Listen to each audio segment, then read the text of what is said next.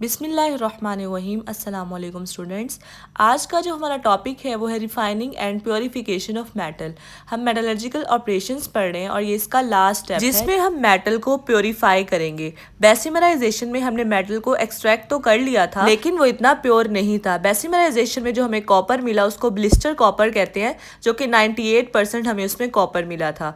98% copper को हम मजीद purify करेंगे। अब हम टॉपिक की तरफ आते हैं। बेसिमराइजेशन के प्रोसेस में जो हमें इम्प्योर मेटल मिला था उसको हम रिफाइन करेंगे या उसको हम प्योर करेंगे इलेक्ट्रोलाइसिस के थ्रू। वर्ड इलेक्ट्रोलाइसिस में इलेक्ट्रो का मतलब है इलेक्ट्रिसिटी और लाइसिस का मतलब है ब्रेक डाउन, यानी इलेक्ट्रिसिटी की मौजूदगी में टूटना। तो इलेक्ट्रोलाइसिस एक ऐसा प्रोसेस होगा जिसमें हम इलेक्ट्रिसिटी को यूज करते हुए अपने इम्प्योर मेटल को रिफाइन करेंगे या प्योरीफाई करेंगे। पहले हम डायग्राम की मदद से समझते हैं। यहाँ पे एक इलेक्ट्रोलाइटिक टैंक है। इलेक्ट्रोलाइटिक टैंक हम इसको इसलिए कहते हैं क्योंकि हम इलेक्ट्रोलाइटिक सोल्यूशन को यूज करते हैं और ये इलेक्ट्रोलाइटिक सोल्यूशन कॉपर सल्फेट का है। कॉपर सल्फेट का फॉर्मूला है CuSO4। उसके अलावा यहाँ पे 2 इलेक्ट्रोड यूज किए गए हैं। पॉजिटिव इलेक्ट्रोड एनोड के तौर पे एक्ट कर रहा है और नेगेटिव इलेक्ट्रोड कैथोड के तौर पे एक्ट कर रहा है। उसके बाद प्योर कॉपर और इम्प्योर कॉपर लेना है। इम्प्योर कॉपर को मैंने रेड कलर से शो किया है जबकि प्योर कॉपर को मैंने ब्लैक से शो किया है। इम्प्योर कॉपर अटैच है एनोड के साथ यानी पॉजिटिव इलेक्ट्रोड के साथ, जबकि प्योर कॉपर अटैच है कैथोड के साथ यानी नेगेटिव इलेक्ट्रोड के साथ। एनोड और कैथोड के साथ अटैच होने के अलावा इम्प्योर और प्योर कॉपर जो है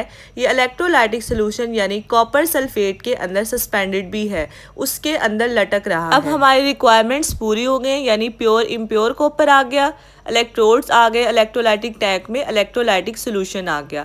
अब हम इसके प्रोसीजर को स्टार्ट करते हैं। सबसे पहले स्टेप में हम क्या करेंगे, इस इलेक्ट्रोलाइटिक सोल्यूशन में से इलेक्ट्रिक करंट को पास करवाएंगे। दूसरे स्टेप में क्या होगा, जो इम्प्योर कॉपर है जो कि एनोड के साथ अटैच है, एनोड पे हमेशा ऑक्सीडेशन होती है। ऑक्सीडेशन का मतलब होता है लॉस ऑफ इलेक्ट्रॉन। इधर कॉपर 2 इलेक्ट्रॉन को लॉस करने की कैपेबिलिटी रखता है, तो जैसे ही हम इलेक्ट्रिक करंट पास करवाएंगे एनोड पे क्या होगा, ऑक्सीडेशन होगी, कॉपर 2 इलेक्ट्रॉन को लॉस कर देगा और Cu+2 में कन्वर्ट हो जाएगा। और ये Cu+2 कॉपर सल्फेट सोल्यूशन में जो कि इलेक्ट्रोलाइटिक सोल्यूशन था इसमें आके इकट्ठा होना शुरू हो जाएगा। इम्प्योर कॉपर से तो Cu+2 के आयंस निकल गए हैं। अब बारी है प्योर कॉपर की। प्योर कॉपर अटैच है कैथोड के साथ और कैथोड पे हमेशा रिडक्शन होती है यानी गेन ऑफ इलेक्ट्रॉन्स। इसके अलावा आप डायग्राम में देख सकते हैं कि जो कैथोड है उस पे नेगेटिव चार्ज है और Cu+2 आयंस के जो है इन पे पॉजिटिव चार्ज है।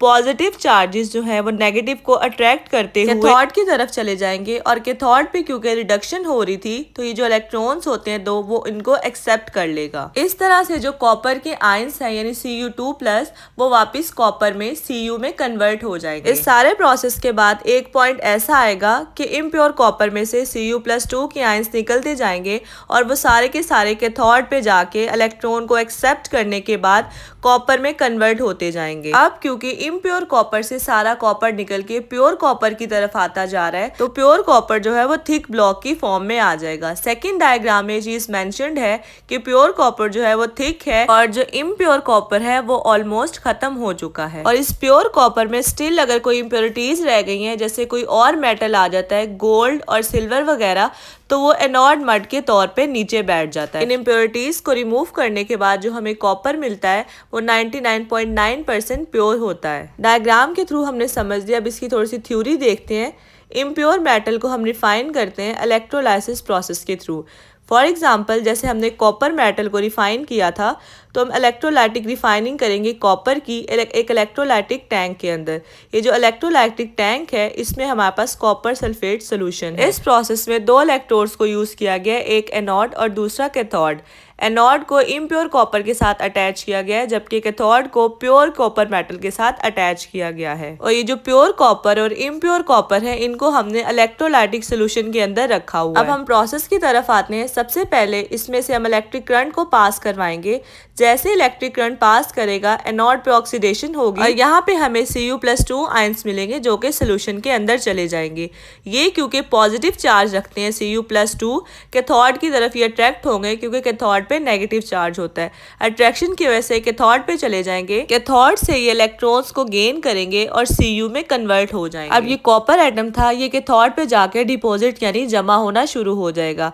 अब क्योंकि सारा का सारा कॉपर एटम कैथोड पे जा रहा है तो कैथोड जो है थिक ब्लॉक बन जाएगा प्योर कॉपर का, और इस कॉपर के अंदर कुछ इम्प्योरिटीज है लाइक सिल्वर और गोल्ड वगैरह वो सेटल डाउन हो जाएंगी एज एनोड मार्क। तो रिफाइनिंग और प्योरिफिकेशन ऑफ मेटल के प्रोसेस के थ्रू हमें जो प्योर कॉपर मिलेगा उसकी कंसंट्रेशन होगी, प्योरिटी कंसंट्रेशन 99.9%। ये था हमारा आज का लेक्चर। आई होप कि आपको ये सारा प्रोसेस अच्छे से समझ आ गया होगा, लेकिन अगर आपको कुछ समझ नहीं आया तो आप कमेंट करके मुझसे पूछ सकते हैं। वीडियो अच्छी लगी हो तो इसको लाइक कीजिएगा, शेयर कीजिएगा और मेरे चैनल को सब्सक्राइब कीजिएगा।